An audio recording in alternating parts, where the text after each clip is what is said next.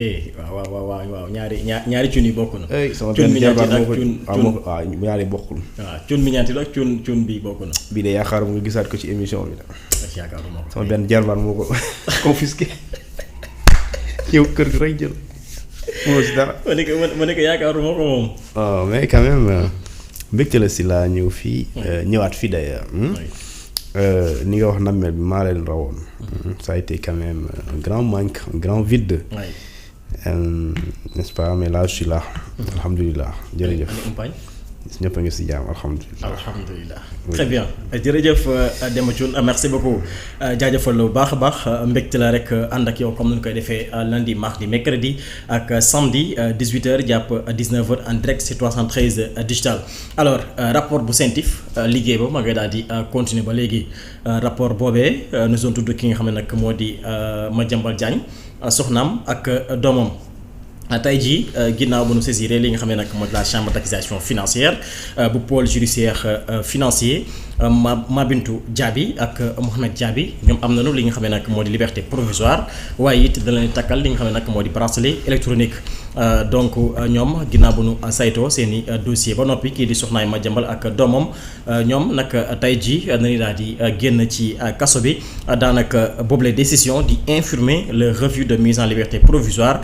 prononcé en début décembre par le juge d'instruction d'après recours bi nga xam ni avocat yi def nañ ko fële ca kanamu chambre d'accusation ñoom ñaar am nañu li nga xam ne nag moo di liberté provisoire muy soxnaam ak doomam bi ñu tegoon loxo ci rapport bu CENTIF.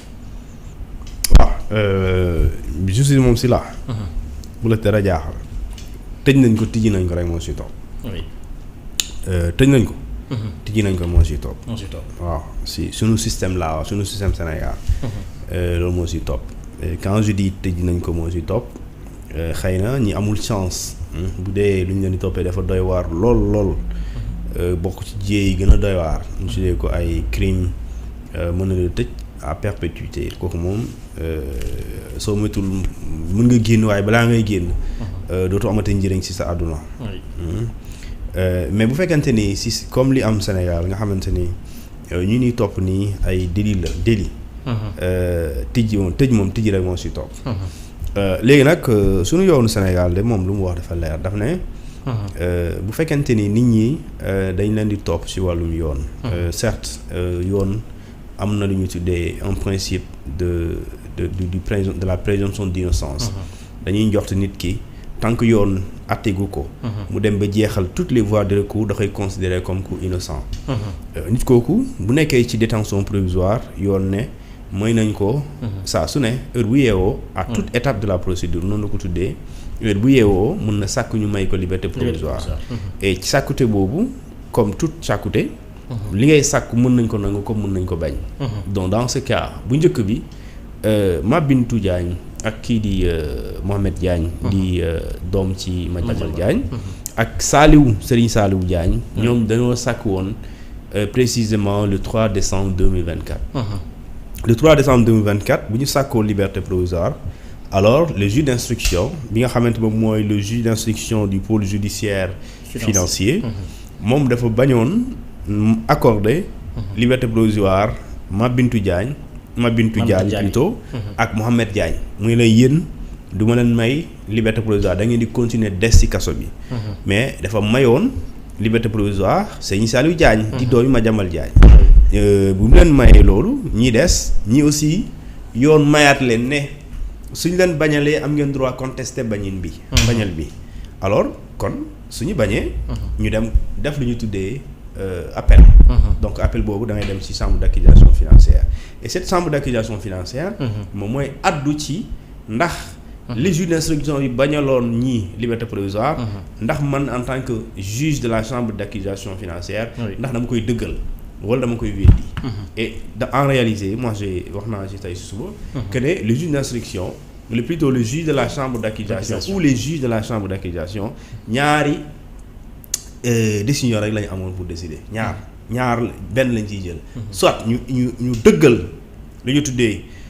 li juge d'instruction bi wax c'est-à-dire bañal ñaari ñooñu liberté provisoire soit ñu weddi ko maanaam ñu infirmer ko li nga xamante ni moom mooy ne yow yaa leen ko bañal wante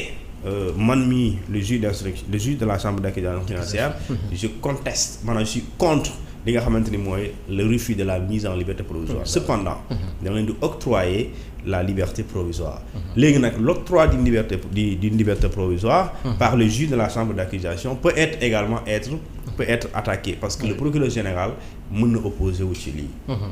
bële c'est le juge juge d'instruction moom moo joxe décision défense moo ci àndul maanaam ñi nga xamante ñoom ñooy avocat wu Mabintou Diagne ak Mohamed Diagne ñoom ñoo jàpp ne seen client dañ ko war a may liberté provisoire dans ce cas procureur moom du def dara parce que la décision du juge d'instruction daf ko arrangé mooy le fait que mu ne non doo leen am liberté provisoire procureur loolu dérangé wu ko léegi nag puisque dérangé wu ko moom day toog di xaar léegi nag ici bu fekkente ni le procureur général je parle pas du procureur de la République financier je parle du procureur général tey bu fekkente ni décision bi génn arrangé wu ko bu maanaam moom d'accord aussi day dem lu ñu def lu ñu tuddee pourvoi en cassation mooy day dem cour suprême ne leen cour suprême je suis pas d'accord ci décision bi su ma jublee il a xaw ma 6 jours pour contester loolu léegi nag 6 jours su passé waxul dara dañuy considérer que ne liberté provisoire bi lu am la d'office la léegi nag su ko contesté ñi nga xam ne ñoom ñooy Mabintou Diagne ak Mohamed Diagne ñoom dañuy toog pendant le temps que la Cour suprême décide et la Cour suprême délai bu mu am pour décider bu leen saisir en pourvoi en cassation c'est un délai de 90 jours maanaam ñetti weer la am pour wax dañ koy def wala duñ ko def et dans ce cas su boobaa ki nga xamante ni moom mooy le juge d'instruction le plutôt ñii nga xam ne ñoom ñooy la défense Mabintou Diagne ak Mohamed Diagne ñoom dañuy toog di xaar que le juge de la chambre de la cour suprême décider xool ndax dañuy maye wala dañuy xeñaate et loolu je pense que c'est leur sens en tout cas seen sens mu ngi ci procureur général bañ a def appel bañ a def pourvoi en cassation mais defee pourvoi en cassation dañuy toog di xaar léegi nag je pense que pour l'instant man la décision gisaguñu ko donc motivation yi je sais pas lan est-ce que c'est pour des raisons de santé wala et cetera léegi nag si c'est pour des raisons de santé suite à une expertise bi ñu def te justice santaane ko alors soo moytuwul aussi c'est mes cours suprême mën nañ confirmer li nga xamante ni moom mooy la mise en liberté provisoire malgré que le procureur général mu opposé sur loolu mais pour l'instant le procureur général même bu dee àndu ci en tout cas waxagul mais li am solo rek mooy la décision bu ñuy retenir mooy liberté provisoire nangul nañ ko ñaari ñooñu léegi nag ñoom dañuy toog di xaar léegi nag bu ñu toogee juróom benn fan plutôt procureur général waxul dara alors moom boo ma tuul 7e jour bi dina leen libérer wala dans cette semaine dina leen libérer waaw oui exactement alors maître Bamba Cissé guddi 3 jàpp ba 4 janvier bi nu laa di weesu dafa